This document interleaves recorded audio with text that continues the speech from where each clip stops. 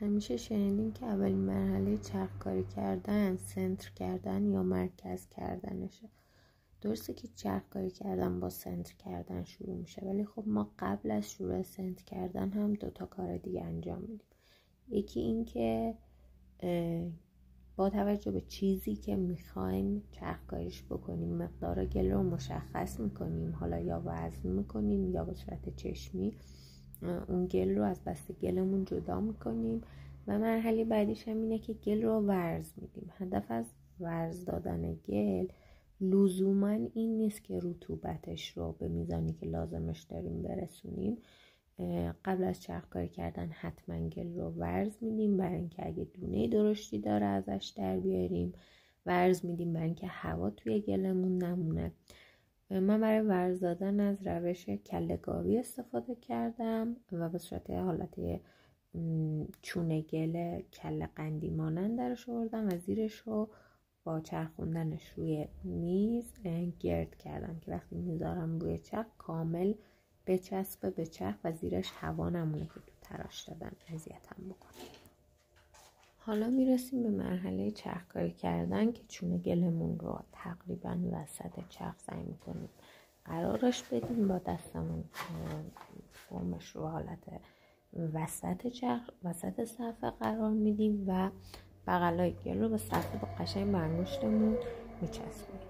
بعد اینکه چرخ رو روشن کردیم هم 1-2 پایینش رو با انگشتمون محکمتر میکنیم اتصالش رو و با زدن آب به گل شروع میکنیم به اینکه بخوایم سنتر کنیم. برای این کار یکی اینکه مهمه که دستمون رو بتونیم ثابت نگه داریم. بهتره که روی لگن چرخ یا روی پامون آرنجامون رو قرار بدیم یا ساق دستمون رو قرار بدیم که وقتی گل میچرخه دستمون تکون نخوره و دستمون به گل فرم بده.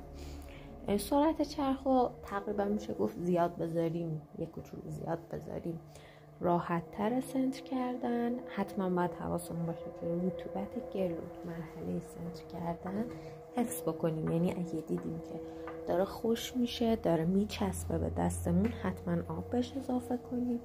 با کف دستامون فشار میدیم به سمت داخل و بدون اینکه بکشیم به بالا دستمون رو آروم آروم میاریم بالا و تا بالا گل رو بلند میکنیم.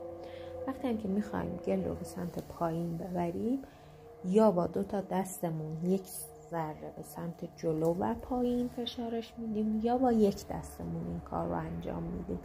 ولی برای اینکه راحت تر گل به سمت پایین حرکت کنه میتونیم 1 ذره به سمت جلو هولش بدیم.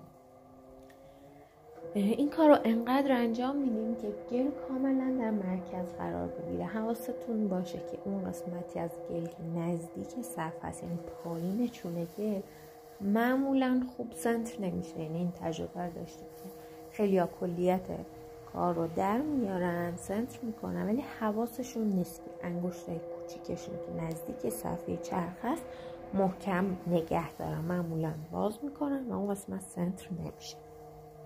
حالا بعد اینکه سنتر کردیم دستمون رو به آرومی از روی گل ور میداریم و چک میکنیم که آیا درست سنتر شده یا نه. با چشم، با دست، با سوزنی که بتونیم ثابت نگهش داریم و ببینیم آیا اینجوری هست که یه جاهایی از گلمون بهش میخوره یا اگه میخواد بخوره دور تا دورش میخوره.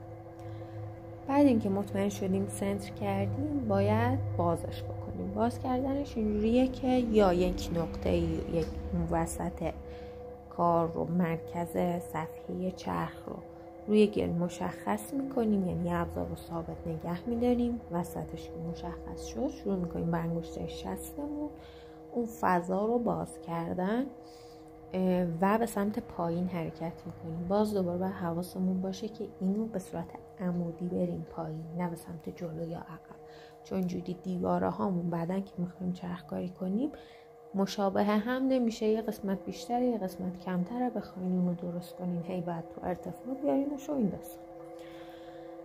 بعد اینکه تا اون عمقی که میخوایم بازش کردیم، حالا دستمون رو به سمت خودمون یا هر جهت مشخصی میکشیم و کف کار رو درست میکنیم.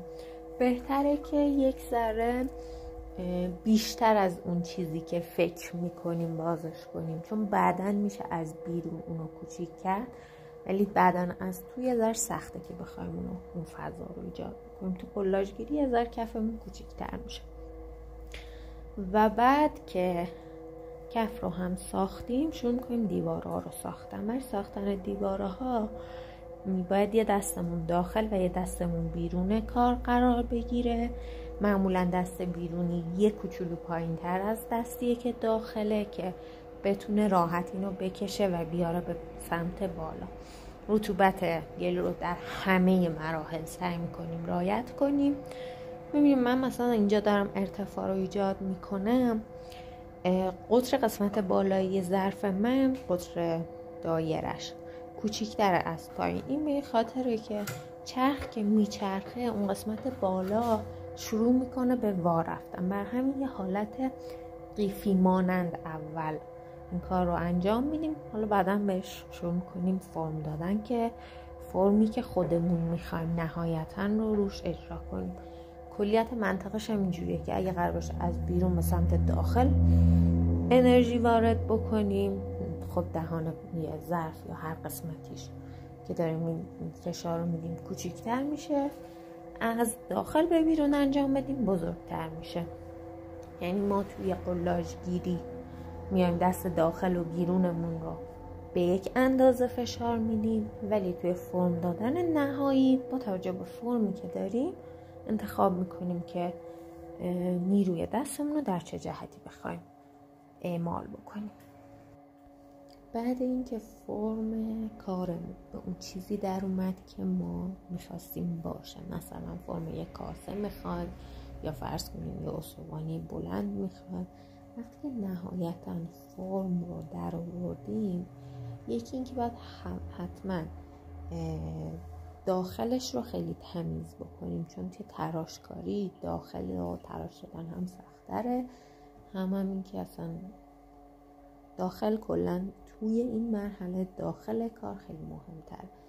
بیرون کار رو چون بعدا قراره که تراش بدیم خیلی لزوم نداره دقیقاً اون چیزی باشه که میخوایم، ولی حدالمقدور تمیز باشه. لبه بالایی کار اگه برش لازم داره، اگه بالا بلندی داره، حتما باید با یه سوزن گرفته بشه، چون بعداً که میخوایم تراش بدیم روی اون لبه قرارش میدیم و یه ذره کجی باعث میشه که تراشمون تمیز در نیاد.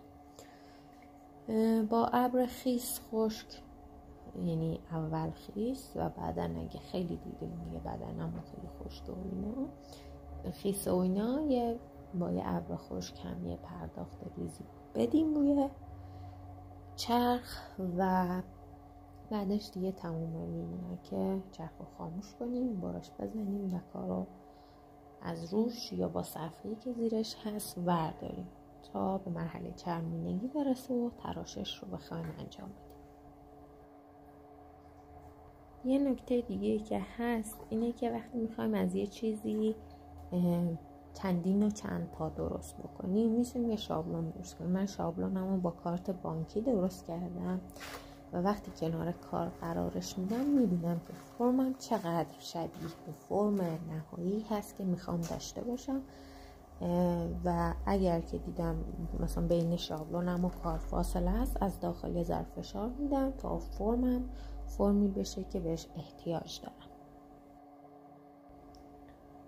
و خب همونجوری که قبلا گفتم داخل کار رو حتما قبل از اینکه از روی چرخ برداریم تمیز بکنیم. من الان داخل ظرفم رو تمیز میکنم، یه ذره ابر میگیرم، اگه گلابه‌ای جمع شده آبی جمع شده اونا رو میگیرم، سطحش رو یه ذره صاف میکنم و حتی برای بیرونش رو هم این کار شاید انجام بدم. بعد اینکه خواستین کارتون تموم شد و از روی چرخ بردارین، با یه دونه نخ نامرئی یا همین سیم هایی که برای برش گل هست کامل روی صفحه قرار میدین، از روی صفحه با اون سیم جداش میکنین و برای برداشتن کار از روی چرخ حتما دستاتون رو تمیز کنین، خشک کنین و با کمترین اتصال دست باهاش از زیرترین نقطه ممکن کار رو برداریم. من چون روی صفحه کار کردم و فعلا محتاج صفحه نبودم که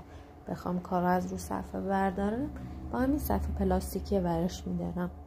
ولی خب اینم نکته مهمی بود که خواستم بهتون بگم. ظرف هایی هم که یه ذره دهانی بزرگی دارم، بعد اینکه یه کوچولو خودش رو گرفت، ترجیحاً روی دهانشون، یعنی بعد اینکه خودش رو گرفت و توانایی اینو داشت که شما برعکس بذارید، احتمال اینکه دفرم بشه خیلی کمتره. مثلا یه نولیت چیزی داشتین داخلش بذارین که کفش سنگینی نکنه و پاره بشه، و بعد اینکه به مرحله چرمینگی رسید دیگه کفتراشیشو انجام بدین و تمام. مرسی که تا اینجا ویدیو با من بودین. اگه که محتوای این شکلی رو دوست داشتین سابسکرایب کنین. اگه سوالی داشتین تو کامنت ها حتما بپرسید. اگه لازم باشه براش محتوای دیگه درست میکنم، بیشتر توضیح میدم، بیشتر وارد جزئیات میشم. اگرم که تونستم حتما تو کامنت ها جوابتون رو میدم. دوستتون دارم. ماش به کلاتون. فعلا خداحافظ.